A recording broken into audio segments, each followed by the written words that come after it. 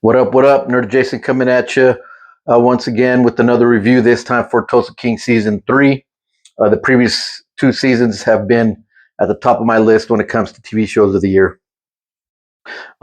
This season, right off the bat, got a little different feel from it. Um, I'm going to give out as very few spoilers as I can. Nothing major that happens, but just some minor things and things that might happen maybe in the first episode or two. This first thing is right at the beginning, so I'm not really giving anything away here. But Dwight Manfredi is approached by, I believe, is an FBI agent, and wants him to turn into a rat, or he threatens them. All the stuff your people have done. He's threatening him with his crew that he's going to arrest him, this and that. So he kind of becomes a rat for this guy. I wasn't a huge fan of that at the beginning. I think the way they handled it was okay. If that's the end of it, I'm not sure if that's the end of it yet. But the way it was handled was okay. It wasn't just a straight up rat-like character. They didn't turn him into something that I don't believe that Dwight Manfredi would be. But that just that kind of gave it a little different feel. But anyways, when it gets back into the actual mob business angle, that was actually pretty good stuff they got going there. He gets into distilling whiskey. He buys a distillery from another person, and then that kind of starts a war with the main antagonist, which is Dunmeyer, played by Robert Patrick, I believe, Jeremiah Dunmeyer. And that is kind of the basis of the war and fighting that goes on. It's with Jeremiah Dunmeyer, by Robert Patrick. And we have Cal Thresher now, who's running for Neil McDonough's character. He's running for mayor or something. I don't remember exactly what it was. But we kind of get into that a little bit with Dana Delaney, her character kind of jumping on board with Thresher and kind of being his like manager, managing his campaign. So that's part of it. And so he kind of gets into this fight with Jeremiah Dunmeyer because he wanted the distillery that Dwight Manfredi bought, and that kind of starts some issues. He's part of the Dixie gang, I believe, or the Dixie something, some other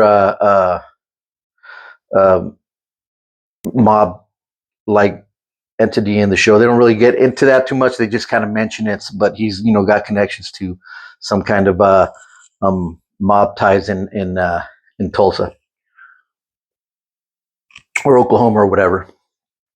And we also see, oh man, I don't remember his name either. I should keep this just on.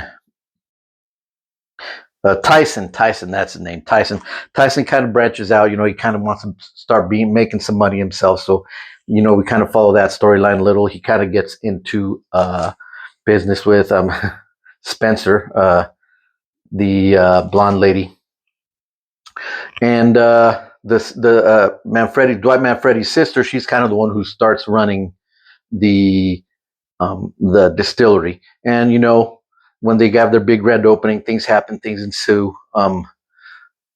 Jeremiah Dunmeyer is not too happy. There's a lot that goes on. Like I said, I'm not going to give up, watch the season. It's actually a very good season. While I do not like it as much as the first two, I still enjoyed this season. I think the beginning kind of threw me off a little, but it kind of, worked itself out. So anyways, I'm going to give this season maybe about a 3 beers. So if I drank 3 beers, maybe I would enjoy it a little more. But it was actually still very good. It's still a very good rating that I'm giving it. 3 beers is still a top rating. It's still a very good rating. That the beginning with him being a rat kind of threw me for a little. And then the very last episode, the way it ended, I'm not a huge fan of that. They didn't do that the first 2 seasons, but I don't know why they did it this season. Like I said, I don't want to give anything away, but that's kind of one thing that I was like, I should have, I thought there was still going to be another episode, but it ended right there. And I was just like, oh, okay. That's, this review is coming out a little late because I thought I still had another episode. That still would have been last week and still another week before I put this review out. But anyways, yeah, it was still a very good show. I still, excuse me, still highly recommend it. Still one of the better things you could watch on TV. And just the way they do it, you know, all these anti, I'm not even going to say anti-heroes. Obviously, these not good people. You still care about what's going on with them, what they're doing, what's going on. And I think that's just a sign of them doing a good job with the writing and developing these characters. Like I said, you actually care what's going to happen to them. You know, I don't want this person to die. If you know that would suck and this and that. But anyways, that's all I got to say about Tulsa King season 3.